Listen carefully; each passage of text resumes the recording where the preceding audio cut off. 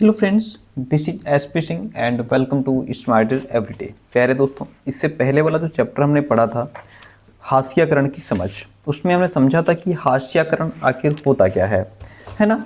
हास्याकरण का मतलब होता है जो किनारे पर पहुंच गया हो, जो कहाँ पहुंच गया हो, किनारे पर पहुंच गया हो, जिसको साइड में ढकेल दिया गया हो, उसे हास्याकरण कहते हैं। ठीक है, अब इसमें ये हम समझेंगे कि हास्याकरण से निपटना कैसे है या हास्याकरण से कैसे निपटा जाता है। तो यहाँ पे इस चैप्टर में हम ये समझने की कोशिश करेंगे कि विभिन्न समूहों और व्यक्ति ने असमानता से निपटने के लिए क्या क्या तरीके अपनाए हैं। ठीक है, आज हमारे देश के आदिवासी, दलित, मुसलमान, औरतें और अन्य भी हाशियाई समूह ये दलील दे रहे हैं कि एक लोकतांत्रिक देश का नागरिक होने के नाते उन्हें भी बराबर के अधिकार मिलने चाहिए। ऐसे समूह जो हास्याकरण का शिकार हुए हैं वो ये दलील दे रहे हैं कि जब हमारा देश लोकतांत्रिक है, जिसमें हर व्यक्ति को एक स्वतंत्रता है, समानता का अधिकार है, तो फिर हमको भी बराबर के अधिकार मिलने चाहिए और उनके अधिकारों की रक्षा होनी चाहिए। उनमें से बहुत सारे लोगों ने अपनी चिंताओं को दूर करने के लिए संविधान का सहारा लिया है। इस चैप्टर में हम ये भी देखेंगे कि हाशियाई जो समूह हैं वो अपने संघर्षों के दौरान संविधान का सहारा किस तरह लेते हैं। ठीक है, हम ये भी देखेंगे कि विभिन्न समूहों को निरंतर शोषण से बचाने के लिए अधिकारों को कानूनों की शक्ल कैसे दी जाती है। आइए समझते हैं इस चैप्टर को। बहुत महत्वपूर्ण चैप्टर है, बहुत इम्पॉर्टेंट है। कई प्रश्न यहाँ से एज इट इज़ उठाए गए हैं। इस चैप्टर को कंप्लीट करने के बाद फिर हम इन दो चैप्टर, एक तो पहला आपका हास्याकरण की समझ जो इससे पहले हमने पढ़ा था, और ये चैप्टर हास्याकरण से निपटना, दोनों चैप्टर के जो क्वेश्चंस रहेंगे वो हम इसके बाद वाली क्लास में कराएंगे। देखिए, मौलिक अधिकारों का उपयोग कैसे किया गया है। तो जैसा कि हम लोग इस पुस्तक के चैप्टर में पढ़ चुके हैं कि संविधान में ऐसे कई सिद्धांत सूत्रबद्ध किए गए हैं जो हमारे समाज और राज्य व्यवस्था को लोकतांत्रिक बनाते हैं। भाई जो है कि संविधान में ऐसे सिद्धांत हैं जो हमारे समाज और राज्य को लोकतांत्रिक बनाते हैं। इन सिद्धांतों को मौलिक अधिकारों के जरिए परिभाषित किया गया है या इनको मौलिक अधिकार कहा गया है। ये हमारे संविधान का एक महत्वपूर्ण हिस्सा हैं। ये अधिकार सभी भारतीयों को समान रूप से उपलब्ध होते हैं। जहाँ तक हाशियाई तबकों की बात है, उन्होंने इन अधिकारों को दो तरह से इस्तेमाल किया है। कैसे? पहला तो अपने मौलिक अधिकारों पर जोर देकर उन्होंने सरकार को अपने साथ हुए अन्याय पर ध्यान देने के लिए मजबूर किया है कि हमारे साथ जो अन्याय हुआ है सरकार उस पर ध्यान दे। दूसरा, उन्होंने इस बात के लिए दबाव डाला है कि सरकार इन कानूनों को लागू करे। ठीक है, जो कानून बनाए गए हैं उनको लागू करे। कई बार हाशियाई तबकों के संघर्ष की वजह से ही सरकार को मौलिक अधिकारों की भावना के अनुरूप नए कानून भी बनाने पड़े हैं। संविधान के अनुच्छेद 17 के अनुसार अस्पृश्यता या छुआछूत का उन्मूलन किया जा चुका है। उसको जड़ से उखाड़ करके फेंक दिया गया है। आप छुआछूत जो है वो दंडनीय अपराध हो गया है। अस्पृश्यता आप नहीं बना सकते। इसका मतलब यह है कि अब कोई भी व्यक्ति दलितों को पढ़ने, मंदिरों में जाने, सार्वजनिक सुविधाओं का इस्तेमाल करने से नहीं रोक सकता। इसका मतलब ये भी है कि छुआछूत गलत है। लोकतांत्रिक सरकार इस तरह के आचरण को बर्दाश्त नहीं करेगी। लिहाजा अब जो ये छुआछूत है, अस्पृश्यता है, ये एक दंडनीय अपराध होगा। ठीक है, आगे बढ़ते हैं। संविधान में ऐसे दूसरे भी अनुच्छेद हैं जो अस्पृश्यता के खिलाफ हैं, जो छुआछूत के खिलाफ हैं। उदाहरण के लिए जैसे संविधान के अनुच्छेद 15 में कहा गया है कि भारत के किसी भी नागरिक के साथ धर्म, नस्ल, जाति, लिंग या जन्म स्थान के आधार पर किसी भी प्रकार से भेदभाव नहीं किया जाएगा। ये बात किस में कही गई है? संविधान के अनुच्छेद 15 में कही गई है। ठीक है, हम किसी के साथ कोई भेदभाव नहीं कर सकते। ठीक है, समानता के अधिकार का हनन होने पर दलित इस प्रावधान का सहारा लेते हैं कि जब भेदभाव नहीं किया जाएगा तो हमारे साथ भेदभाव कैसा। इस तरह यदि दलितों को लगता है कि कोई व्यक्ति या समुदाय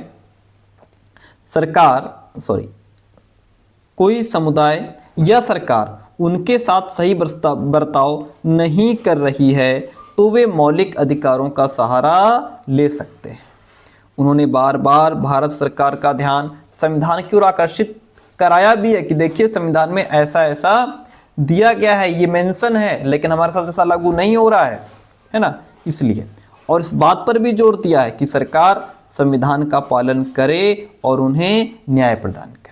इस तरह मुसलमानों और जो अल्पसंख्यक समुदाय हैं उन्होंने भी संविधान में दिए गए मौलिक अधिकारों का सहारा लिया है।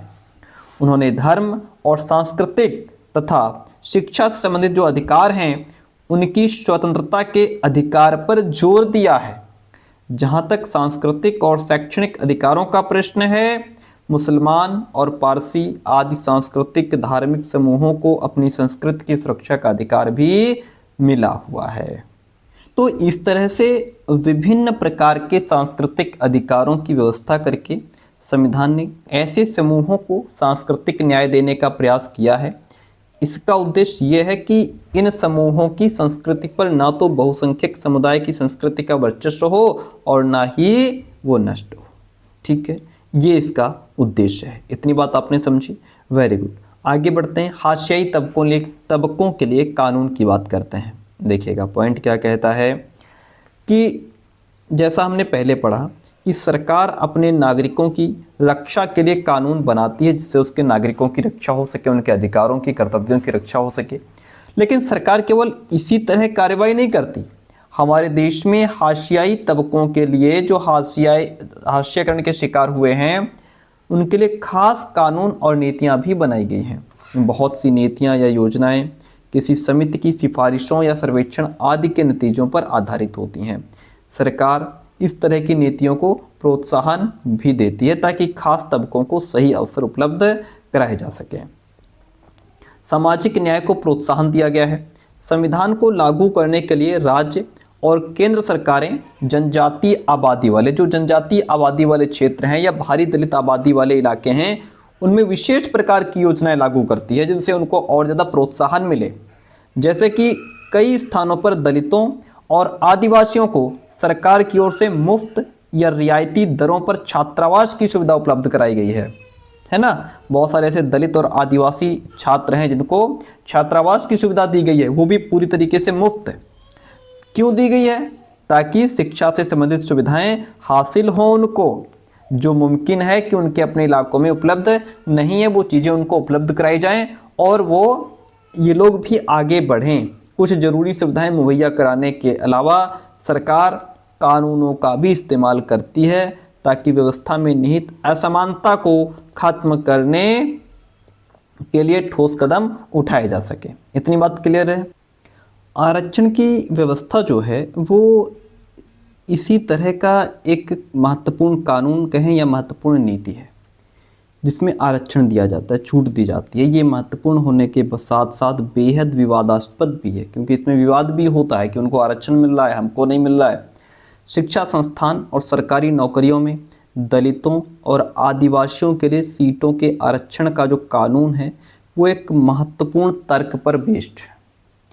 इसके पीछे तर्क ये है कि हमारे जैसे समाज में जहाँ कुछ तबकों को सदियों तक पढ़ने लिखने, नई निपुणताएं हासिल करने के अवसरों से वंचित रखा गया, जो बेचारे निपुणता हासिल करने में, स्किल्स डेवलप करने में जो पीछे रह गए या उनको पढ़ने लिखने का मौका नहीं दिया गया, वहाँ लोकतांत्रिक सरकार को इन तबकों की सहायता के लिए ठोस कदम उठाने चाहिए कि अब उनको वो अवसर मिलें, वो अपने अंदर स्किल्स डेवलप कर पाएँ। आरक्षण की नीति किस तरह काम करती है? देश भर की सभी राज्य सरकारों के पास अनुसूचित जाति या दलित, अनुसूचित जनजातियों और पिछड़ी तथा बहुत ज़्यादा पिछड़ी जाति, अति पिछड़ी जातियों की अपनी अपनी सूचियां हैं। किसके पास? सरकार के पास। इसी तरह की एक सूची केंद्र सरकार के पास भी होती है। जो विद्यार्थी शैक्षणिक संस्थानों में, शिक्षा संबंधी जो भी संस्थान है उनमें दाखिले के लिए या जो उम्मीदवार सरकारी नौकरियों के लिए आवेदन देते हैं उन्हें जाति और जनजाति प्रमाण पत्र के रूप में अपनी जाति, या जनजाति का सबूत देना होता है कि हम इस जाति से बिलोंग करते हैं, हमारी ये जाति है। अगर कोई खास दलित जाति या जनजाति सरकारी सूची में है तो उस जाति या जनजाति का उम्मीदवार आरक्षण का लाभ उठा सकता है, उसको आरक्षण दिया जाता है, उसको छूट मिलती है। इतनी बात क्लियर है? Very good. आगे पॉइंट कहता है, देखिएगा, कॉलेजों खास तौर से जो मेडिकल कॉलेज होते हैं, ऐसे पेशेवर संस्थानों में दाखिले के लिए सरकार ने कट ऑफ या न्यूनतम अंक सीमा तय की हुई है। इसका मतलब यह है कि इन संस्थानों में सभी दलित और आदिवासी उम्मीदवार दाखिला नहीं पा सकते हैं, सबको इसमें एडमिशन नहीं मिल सकता है। इनमें उन्हीं दलित और आदिवासी विद्यार्थियों को दाखिला मिल सकता है जिन्होंने परीक्षाओं में अच्छा प्रदर्शन किया हो, जिनके अच्छे नंबर आए हों। न्यूनतम अंक सीमा से ज़्यादा अंक जिसने प्राप्त किए हों वही एडमिशन ले सकते हैं। सरकार इन विद्यार्थियों को विशेष छात्रवृत्ति भी देती है, स्कॉलरशिप भी देती है। 9वीं कक्षा की राजनीति विज्ञान की पुस्तक में हमने अन्य पिछड़ा वर्ग जो ओबीसी है उसके लिए आरक्षण की व्यवस्था के बारे में और विस्तार से हम जानेंगे क्लास 9 में, ठीक है। चलिए, हालांकि यहाँ पे तो उसको हम नहीं पढ़ेंगे। दलितों और आदिवासियों के अधिकारों की रक्षा की बात कर लेते हैं। चलिए, पॉइंट बहुत इंपॉर्टेंट है, चैप्टर भी बहुत महत्वपूर्ण है। कहता है कि हाशियाई समुदायों को भेदभाव और शोषण से बचाने के लिए नीतियों के अलावा हमारे देश में कई कानून भी बनाए गए हैं जिससे जो हाशियाई समुदाय हैं या उनके प्रति जो भेदभाव है, शोषण से उससे उनको रोका जा सके, ठीक है, बचाया जा सके। तो उसको लेकर के यहाँ एक सच्ची घटना दी गई है, केस स्टडी है। आइए इसको समझते हैं। कहता है पॉइंट कि जकमालगुर गांव के लोग एक बड़े त्यौहार की तैयारी में जुटे हुए हैं। यहाँ हर 5 साल में एक बार स्थानीय देवता की पूजा की जाती है। 5 दिन चलने वाले इस उत्सव में आसपास के 20 गांव के पुजारी इकट्ठा होते हैं। इस कार्यक्रम की शुरुआत में दलित समुदाय का एक व्यक्ति सारे पुजारियों के पैर धोता है। 20 पुजारी इकट्ठा होते हैं और दलित समुदाय का व्यक्ति है जो सारे पुजारियों के पैर धोने का काम करता है। और पैर धोने के बाद जो पानी नीचे बचता है उसी पानी से वो नहाता है।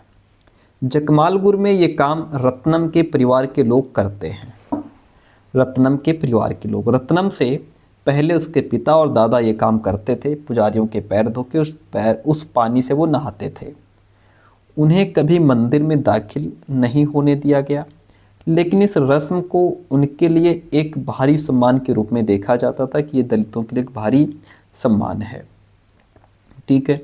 इस बार क्या हुआ, रत्नम की बारी थी कि रत्नम जो है पुजारियों के पैर धोकर उस पानी से नहाएगा। रत्नम 20 साल का था और पास के एक कॉलेज में इंजीनियरिंग की पढ़ाई कर रहा था। उसने ये रस्म निभाने से इनकार कर दिया। उसने कहा कि वो पुजारियों के पैर नहीं धोएगा, वो उस पानी से नहीं नहाएगा, और उसने कहा कि वह इस संस्कार में विश्वास नहीं करता है। उसके पुरखों को दलित होने के कारण ऐसा करने के लिए मजबूर किया जाता था, इसीलिए मेरे पुरखों ने ऐसा किया, मैं ये काम नहीं करूँगा। रत्नम के इनकार से न केवल गांव की ताकतवर जातियां बल्कि उसके अपने समुदाय के कई परिवार भी खफा हो गए कि तुम कल के लड़के हो, तुम्हें क्या पता, ये तो पीढ़ियों से जो हमारी परंपरागत रस्म है इसको तो निभाना पड़ेगा। लेकिन उसने मना कर दिया। ऊंची जातियों के लोगों को ये देखकर हैरानी थी कि कच्ची उम्र का एक जवान उनका हुक्म मानने से इनकार कर रहा है। उनको लगता था कि रत्नम की पढ़ाई लिखाई ने उसे बिगाड़ दिया है, वो बिगड़ गया है और अब वो खुद को उनके बराबर मानने लगा है। रत्नम की जाति के लोग भी ऊंची जाति वालों के गुस्से की आशंका से डरे हुए थे कि ऊंची जाति के लोगों में इस बात की नाराज़गी है कि रत्नम ये काम नहीं कर रहा है। उनमें से बहुत सारे सवर्णों के खेत खलिहानों में दिहाड़ी मजदूर भी काम करते थे कि अगर ये सब नहीं हुआ, रत्नम ने ऐसा नहीं किया, तो हमारी जाति का क्या होगा। जिनके खेतों में हम काम करते हैं वो हमसे नाराज़ हो जाएंगे, हमें खेत में दिहाड़ी मजदूरी नहीं मिलेगी, और अगर ये प्रभुत्वशाली जातियां हमें काम नहीं देंगी तो हम क्या खाएंगे, ज़िंदगी कैसे चलेगी। ऊंची जातियों ने यह भी ऐलान कर दिया, अगर दलित नहीं झुकेंगे तो उन्हें स्थानीय देवता का अभिशाप लगेगा। तो जब ऐसा कहा गया कि स्थानीय देवता का तुम्हें अभिशाप लगेगा, तो रत्नम ने कहा, देखिए ऐसा है, जब आज तक किसी भी दलित को मंदिर में घुसने ही नहीं दिया गया, तो फिर देवता नाराज किस बात पे होंगे। देवता के नाराज होने का सवाल ही नहीं उठता। जब हम लोग कभी मंदिर में घुसे ही नहीं तो देवता नाराज क्यों होंगे, ऐसा रत्नम ने कहा। ठीक है, इतनी बात होने के बाद जो ताकतवर जातियां थीं उन्होंने रत्नम को सबक सिखाने की ठानी कि बेटा कल का लड़का है, इसको सबक सिखाएंगे, ये तो सब उलट फेर कर रहा है ना, इससे तो ये जो दलित लोग हैं, जो पिछड़ी जाति है, तो हमारे बराबर बैठेंगे। उन्होंने उसके समुदाय को हुक्म दिया कि वे रत्नम और उसके परिवार का बहिष्कार कर दें, उनको गांव से निकाल दें।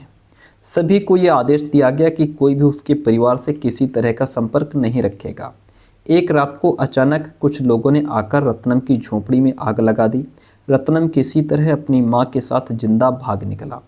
उसने अनुसूचित जाति और अनुसूचित जनजाति अधिनियम 1989 के तहत स्थानीय थाने में मामला दर्ज कराया कि देखो ऐसा ऐसा ऐसा है, कुछ लोगों ने आकर के हमारी झोपड़ी जला दी। बाकी दलित परिवार तब भी उसके समर्थन में आगे नहीं आए, क्योंकि वो डरे हुए थे। उन्हें डर था कि कहीं हमें खेतों में मजदूरी ना मिली, हम क्या खाएंगे, कैसे हमारा घर परिवार चलेगा। उन्हें लगा कि अगर वो अपना मुंह खोलेंगे तो उनकी हालत भी रत्नम जैसी ही बना दी जाएगी, हमारे भी घर जला दिए जाएंगे, हमें भी समाज से बहिष्कार कर दिया जाएगा हमारा। स्थानीय मीडिया ने इस घटना पर काफ़ी ध्यान दिया। बहुत सारे पत्रकारों ने गांव का दौरा किया।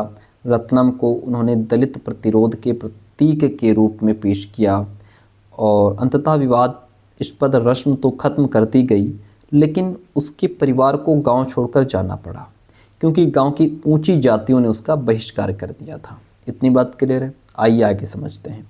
अनुसूचित जाति एवं अनुसूचित जनजाति अधिनियम 1989, इसको समझिए। यहाँ से प्रश्न पूछा जाता है, रत्नम ने अपने गांव में ऊंची जातियों के द्वारा किए जा रहे भेदभाव और हिंसा का विरोध करने के लिए अनुसूचित जाति और अनुसूचित जनजाति अधिनियम के तहत शिकायत दर्ज कराई और कानून का उसने सहारा लिया। ये जो कानून है अनुसूचित जाति जनजाति 1989, ये कानून, इसमें दलितों और अन्य समुदायों की मांगों के जवाब में बनाया गया था। ये उस समय सरकार पर इस बात के लिए भारी दबाव पड़ रहा था कि वो दलितों और आदिवासियों के साथ रोज़मर्रा होने वाला जो दुर्व्यवहार है रोज़ रोज़ होने वाला जो दुर्व्यवहार है और अपमान है, उस पर रोक लगाने के लिए ठोस कार्रवाई की जाए। दलितों के साथ ये सब नहीं होना चाहिए। यूँ तो इस तरह का व्यवहार लंबे समय से चला आ रहा था, लेकिन 70 के दशक के आखिर और 80 के दशक में ये समस्या हिंसक रूप लेने लगी। इस दौरान दक्षिण भारत के कई हिस्सों में अपने हकों का दावा करने वाले बहुत सारे आग्रही दलित संगठन सामने आए और उन्होंने अपने हक के लिए पुरजोर आवाज़ उठाई, तथा कथित जातीय दायित्वों का निर्वाह करने को तैयार नहीं थे और समानता का अधिकार चाहते थे। रत्नम की तरह उन्होंने भी दलितों का अपमान और शोषण करने वाली परंपराओं को मानने से इनकार कर दिया। इसकी वजह से ऊंची जातियों के लोग उनके साथ खुलेआम हिंसा पर उतारू हो गए थे। सरकार को इस बात का एहसास कराने के लिए दलित संगठनों ने व्यापक अभियान चलाए कि छुआछूत अभी भी जारी है। उन्होंने इस बात के लिए दबाव बनाया कि नए कानूनों में दलितों के साथ होने वाली विभिन्न प्रकार की जो हिंसा है उसकी सूची बनाई जाए और इस तरह के अपराध करने वालों के लिए सख्त सज़ा का प्रावधान किया जाए, तभी ये सब रुक सकता है, तभी इन सब चीज़ों पर रोक लग सकती है। तो अब इसी प्रकार हुआ ये कि 1970 और 80 के दशकों में आदिवासियों ने भी खुद को बड़े पैमाने पर संगठित किया। उन्होंने न केवल बराबरी के लिए आवाज़ उठाई, बल्कि अपनी ज़मीन और संसाधनों को हासिल करने के लिए भी आंदोलन चलाए कि जो उनकी ज़मीन, जो भी संसाधन उनके चले गए हैं, जिस पर भी बहुसंख्यक लोगों ने कब्जा कर लिया है, उसको वापस लिया जाए। इन आदिवासियों को भी ताकतवर सामाजिक गुटों का गुस्सा झेलना पड़ा, उसके साथ भी जम करके हिंसा हुई। यही वजह है कि इस कानून में अपराधों की एक बहुत लंबी सूची दी गई है। इनमें से कई अपराध तो इतने भयानक हैं कि उनके बारे में सोच कर ही दिल दहल जाता है। इस कानून में न केवल भयानक अपराधों का उल्लेख किया गया है, बल्कि ये कानून इस बात की ओर इशारा भी करता है कि साधारण इंसान भी कितने जघन्य कृत्य कर सकता है। इस प्रकार इस तरह के कानून हमारे सोचने और काम करने के तरीके को प्रभावित करते हैं, दोषियों को भी सजा देते हैं। इस कानून में कई स्तर के अपराधों के बीच फ़र्क भी किया गया है। पहला, इसमें शारीरिक रूप से खौफनाक और नैतिक रूप से निंदनीय अपमान की स्वरूपों की सूची भी दी गई है। इसका मकसद ऐसे लोगों को सजा दिलाना है जो अनुसूचित जाति या अनुसूचित जनजाति के किसी व्यक्ति को कोई अखाद्य अथवा गंदा पदार्थ पीने या खाने के लिए विवश करते हैं, उनको सजा दी जाए। अनुसूचित जाति या अनुसूचित जनजाति के किसी व्यक्ति को नंगा करते हैं, नंगा घुमाते हैं, या उसके चेहरे या देह पर रंग लगाते हैं, कालिख पोतते हैं, या कोई और ऐसा कुकर्म करते हैं जो मानवीय प्रतिष्ठा के अनुरूप नहीं है, तो उनको कड़ी से कड़ी सजा दी जाए। ठीक है, इसमें ऐसे कुकर्मों की या कृत्यों की सूची भी है जिनके जरिए दलितों और आदिवासियों को उनके साधारण संसाधनों से वंचित किया जाता है या उनसे गुलामों की तरह काम करवाया जाता है। फलस्वरूप इस कानून में प्रावधान किया गया कि अगर कोई भी व्यक्ति अनुसूचित जाति अथवा जनजाति के किसी व्यक्ति के नाम पर आवंटित की गई या उसके स्वामित्व वाली जमीन पर अगर कब्जा करता है, खेती करता है या उसे अपने नाम स्थानांतरित करवा लेता है, तो उसे भी सजा दी जाएगी। तो ये सारे प्रावधान उसमें किए गए हैं। ये सारे अपराधों, ये जो सारे अपराध हैं, इनकी सूची पूरी बनी हुई है। यहाँ से आपको प्रश्न पूछा जाएगा। एक और स्तर पर यह कानून इस बात को मान्यता देता है कि दलित और आदिवासी महिलाओं के खिलाफ होने वाले अपराध एक खास तरह के अपराध हैं, इसलिए ऐसे लोगों को दंडित करने की व्यवस्था भी की गई है। अनुसूचित जाति या जनजाति की किसी महिला को अपमानित करने के लिए उस पर हमला करते हैं या उसके साथ जोर जबरदस्ती करते हैं, तो उनको भी सजा दी जाएगी। अब हम यहाँ से पढ़ेंगे हाथ से मैला उठाने का कलंक। यहाँ से भी प्रश्न पूछा गया है। हाथ से मैला, यहाँ पे आप इमेज देख सकते हैं। हाथ से मैला उठाती एक सफाई मजदूर है। नीचे सफाई कर्मचारी आंदोलन के कार्यकर्ता एक सूखे शौचालय को गिरा रहे हैं। आइए इस पॉइंट को समझते हैं, बहुत इंपॉर्टेंट है। चलिए, हाथ से मैला उठाने का कलंक, इसको समझते हैं। बहुत सारे लोग झाड़ू, टिन और टोकरियों के सहारे पशुओं, इंसानों के मल मूत्र को ठिकाने लगाते हैं। वे बिना पानी वाले सूखे शौचालयों से गंदगी उठाकर दूर के स्थानों पर फेंक कर आते हैं। हाथ से मैला उठाने वाले पीढ़ी दर पीढ़ी यही काम करते चले आए हैं। ये काम आम तौर पर दलित औरतों और लड़कियों के हिस्से में आता है, वो ये काम करती हैं। आंध्र प्रदेश में सक्रिय सफाई कर्मचारी आंदोलन के अनुसार पूरे देश में दलित समुदाय के लगभग 1 लाख लोग ये काम कर रहे हैं। सिर पर मैला ढोने वालों के बीच काम करने वाले इस संगठन का कहना है कि 26 लाख लोग निजी और सामुदायिक सूखे शौचालयों की सफाई करते हैं। सिर पर मैला ढोने वाले बेहद अमानवीय स्थितियों में काम करते हैं। इस काम के कारण उनके स्वास्थ्य को गंभीर खतरा बना रहता है। लगातार वो ऐसे संक्रमण के खतरे में रहते हैं जिससे उनकी आँखों, त्वचा, श्वसन तंत्र पर और पाचन तंत्र पर असर पड़ सकता है। इस काम के लिए उन्हें बहुत मामूली वेतन मिलता है। नगर पालिकाओं में काम करने वालों को रोज़ाना 200 रुपये मिलते हैं, जबकि निजी घरों में काम करने वालों को इससे भी कम पैसा दिया जाता है। तो जैसा कि आपने इस बुक में पढ़ा कि भारतीय संविधान में अस्पृश्यता की प्रथा को क्या है, खत्म किया जा चुका है। फिर भी हाथ से मैला उठाने वालों को कई जगह अछूत माना जाता है। गुजरात के भंगी, आंध्र प्रदेश के पाकी और तमिलनाडु के सिक्कलयार इस श्रेणी में आते हैं। आमतौर पर उन्हें गांव के किनारे अलग टोली में रहना पड़ता है। उन्हें मंदिर, सार्वजनिक जल सुविधाओं आदि के पास फटकने भी नहीं दिया जाता। हुआ ये कि 1993 में सरकार ने employment of manual scavengers and construction of dry latrines prohibition act 1993 पारित किया था। ये कानून सिर पर मैला उठाने वालों को काम पर रखने और सूखे शौचालयों के निर्माण पर पाबंदी लगाता है। 2003 में सफाई कर्मचारी आंदोलन और 13 अन्य संगठन और व्यक्तियों, जिसमें 7 मैला ढोने वाले थे, उन्होंने सर्वोच्च न्यायालय में एक जनहित याचिका दायर की थी। याचिका दायर करने वालों का कहना था कि सिर पर मैला ढोने की प्रथा न केवल आज भी चल रही है, बल्कि रेलवे जैसे सरकारी उपक्रमों में भी बड़े पैमाने पर प्रचलित है। याचिकाकर्ताओं ने अपने मौलिक अधिकारों को लागू करवाने का आग्रह किया। इसके जवाब में न्यायालय ने निष्कर्ष दिया कि 1993 में पारित किए गए कानून के बाद देश भर में सिर पर मैला ढोने वालों की संख्या में इजाफा हुआ है। न्यायालय ने केंद्र और राज्य सरकार के प्रत्येक मंत्रालय को आदेश दिया कि वो 6 महीने के अंदर इस बात की सच्चाई का पता लगाएं। अगर सिर पर मैला ढोने की प्रथा अभी भी प्रचलन में पाई जाती है तो संबंधित सरकारी विभागों को ऐसे लोगों की मुक्ति और पुनर्वास के लिए एक समयबद्ध कार्यक्रम तैयार करना चाहिए। हाथ से मैला उठाने वाले कर्मियों के नियोजन का प्रतिषेध और उनका पुनर्वास अधिनियम 6 दिसंबर 2013 से लागू हुआ। कब से? 6 दिसंबर 2013 से लागू हुआ। ठीक है, अब बात करते हैं आदिवासियों की मांगे और 1989 का अधिनियम। आइए इस पॉइंट को समझते हैं। आदिवासियों की मांगे और 1989 का अधिनियम। 1989 का अधिनियम एक और वजह से महत्वपूर्ण है। क्या वजह है? आदिवासी कार्यकर्ता अपनी परंपरागत जमीन पर अपने कब्जे की बहाली के लिए इस कानून का सहारा लेते हैं। ठीक है, पीछे चैप्टर में पढ़ा हमने कि अपनी ज़मीन छोड़ने और जबरन विस्थापन, यानी कि उनको अपने मूल निवास से दूसरी जगह ट्रांसफ़र कर देना, इससे आदिवासियों को भारी परेशानी होती है। कार्यकर्ताओं का कहना है कि जिन लोगों ने आदिवासियों की ज़मीन पर ज़बरदस्ती कब्जा कर लिया है, उन्हें इस कानून के तहत सज़ा दी जानी चाहिए। उन्होंने कहा कि ये कानून भी जनजातीय समुदायों को केवल वही लाभ देता है जिनका संविधान में आश्वासन दिया गया था। उनका कहना है कि संवैधानिक रूप से आदिवासियों की ज़मीन को किसी गैर आदिवासी व्यक्ति को नहीं बेचा जा सकता।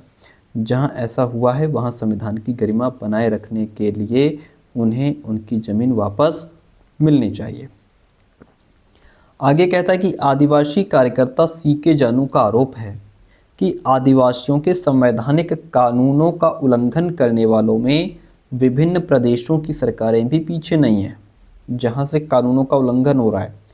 यही सरकारें हैं जो लकड़ी व्यापारी, पेपर मिल आदि के नाम पर गैर आदिवासी घुसपैठियों को जनजातीय ज़मीनों का दोहन करने और आदिवासियों को उनके परंपरागत जंगलों से उजाड़ने की छूट देती है। ठीक, यही वो सरकारें हैं। इसके अलावा जंगलों को आरक्षित या अभयारण्य घोषित करके भी लोगों को वहां से बेदखल किया जा रहा है। सुश्री जानू का ये भी कहना है कि जो आदिवासी पहले ही बेदखल हो चुके हैं और जो वापस नहीं लौट सकते, उन्हें भी मुआवजा दिया जाना चाहिए। इसका मतलब ये है कि सरकार ऐसी योजनाएं बनाए जिनके सहारे वे नए स्थानों पर रह सकें, काम कर सकें। जब सरकार आदिवासियों से छीनी गई ज़मीन पर औद्योगिक या अन्य परियोजनाओं के निर्माण के लिए बेहिसाब पैसा खर्च कर सकती है, तो इन विस्थापितों को, जो बेचारे अपने मूल निवास से दूसरी जगह भेज दिए गए, उनको दोबारा से निवास स्थान देने के लिए मामूली सा खर्चा करने में क्यों हिचकिचाती है। यहाँ पे देखिए एक पॉइंट लिखा हुआ कि ये देखिए, ये इमेज आप पहले देखिए। ठीक है, अब कहता है कि केंद्र सरकार ने हाल ही में अनुसूचित जनजाति एवं अन्य परंपरागत वनवासी वन अधिकार मान्यता अधिनियम 2006 पारित किया है। इस कानून की प्रस्तावना में कहा गया कि ये कानून जमीन और संसाधनों पर वन्य समुदाय के अधिकारों को मान्यता न देने के कारण उनके साथ हुए ऐतिहासिक अन्याय को दूर करने के लिए पारित किया गया है। इस कानून में वन्य समुदायों को घर के आसपास जमीन, खेती और चराई योग्य जमीन और गैर लकड़ी वन उत्पादों पर उनके अधिकारों को मान्यता दी गई है। इस कानून में ये भी कहा गया है कि वन एवं जैव विविधता संरक्षण भी वनवासियों के अधिकारों में ही आता है। निष्कर्ष की अगर हम बात करें तो किसी अधिकार या कानून या नीति को कागज़ पर लिख देने का ये मतलब नहीं होता कि वो अधिकार या कानून या नीति वास्तव में लागू हो चुका है। इन प्रावधानों को अमली जामा पहनाने के लिए लोगों को लगातार कोशिशें करनी पड़ती हैं। बराबरी, इज्जत और सम्मान की चाह कोई नई बात नहीं है। ये बात हमारे पूरे इतिहास में विभिन्न रूपों में दिखाई देती है। इसी प्रकार लोकतांत्रिक समाज में भी संघर्ष, लेखन, सौदेबाजी और निकटता की प्रक्रियाएं जारी रहनी चाहिए। तो डियर फ्रेंड, ये था हमारा चैप्टर सॉरी, जिसमें हमने इस पॉइंट को समझा, हास्याकरण की समझ, हास्याकरण से कैसे निपटा जाता है, उसके लिए क्या कानून बनाए गए। अब हास्याकरण की समझ और हास्याकरण से निपटना, इन 2 चैप्टर के जो क्वेश्चंस बचे हैं वो हम नेक्स्ट क्लास में इनके क्वेश्चंस कराएंगे। फिर आपका 7 और 8 2 चैप्टर बचेंगे, उनको करवा दिया जाएगा। ठीक है, थैंक यू सो मच, मिलते हैं बहुत जल्दी नेक्स्ट क्लास में।